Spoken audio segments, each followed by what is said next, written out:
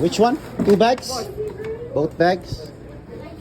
So yun, let's go. Dalawang bags pala siya mga Baps. So yan mga Baps. So yun, goods yung nakuha natin na biyahe mga Baps. Ano, $18.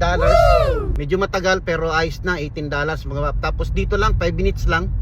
Ang maganda pa is ano, dito sa taga rito sa kung saan kami banda nakatira. So halos kapitbahay lang natin mga Baps. Wow. Galing.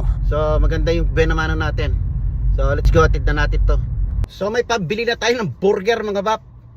Yung atid natin na yung $18 yun, doon sa may liquidation katabi ng Burlington.